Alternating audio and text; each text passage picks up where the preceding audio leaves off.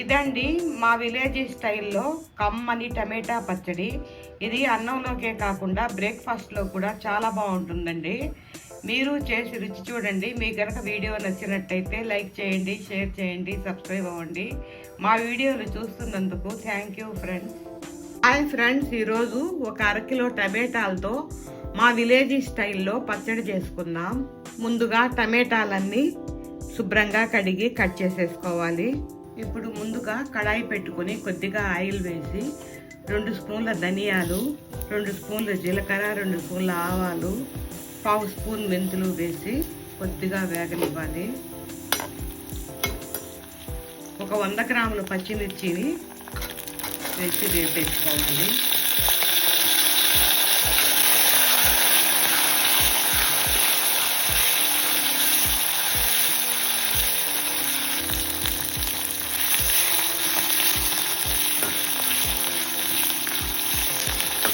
మిర్చి వేగిపోయాయి.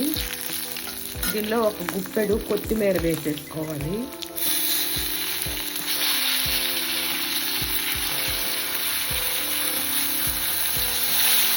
వేగనివ్వాలి.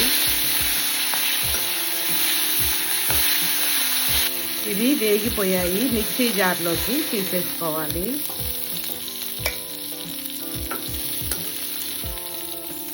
ఇదే కడాయిలో ఇంకొంచెం ఆయిల్ వేసేసుకోవాలి. తరిగిన 1/2 కిలో టమాటాలు వేసేసుకోవాలి.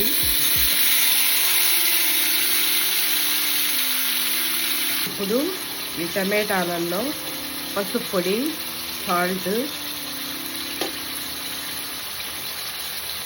ఒక 25 గ్రాముల చింతపండు మూత పెట్టి సిమ్లో పెట్టి మగ్గించుకోవాలి.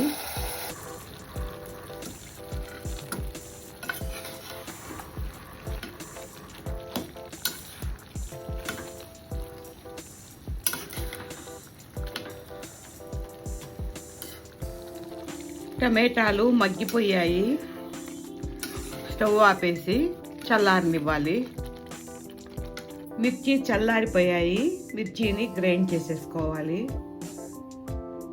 ఈ విధంగా కచ్చా పచ్చగా గ్రైండ్ చేసేసుకోవాలి. దీన్ని రోట్లో కూడా దంచుకోవచ్చండి, చాలా బాగుంటుంది. ఇప్పుడు టమాటా గుజ్జు చల్లారిపోయింది. జార్లో వేసేసుకోవాలి.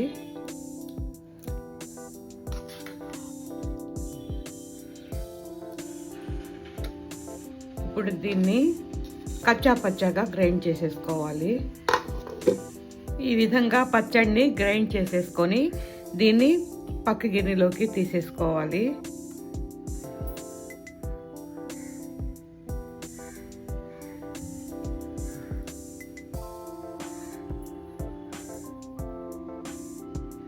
ఇప్పుడు దీనిలో తరిగిన ఉల్లిపాయలు వేసి కచ్చా పచ్చగా గ్రైండ్ చేయాలి.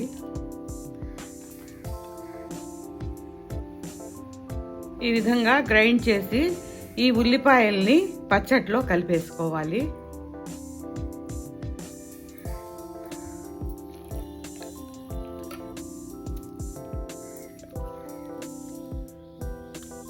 ఇప్పుడు ఈ పచ్చడిని పోపు పెట్టేసుకుందాం.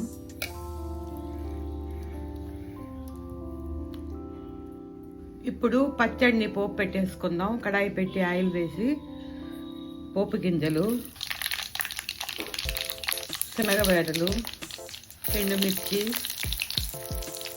కరివేపాకు, పచ్చడి వేసేసుకోవాలి.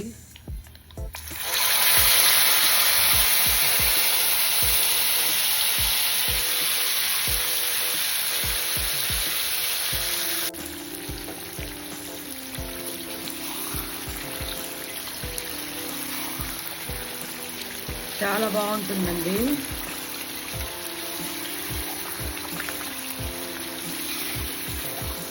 అన్నంలోకే కాకుండా బ్రేక్ఫాస్ట్లో కూడా చాలా బాగుంటుంది. కారం చూసి వేసుకోవాలి. నాకైతే ఈ మిర్చికి ఈ టమాటాలకి కారం సరిపోయింది. స్పైసీగా కావాలంటే వేసుకోవచ్చు. అయిపోయిందండి టమాటా పచ్చడి.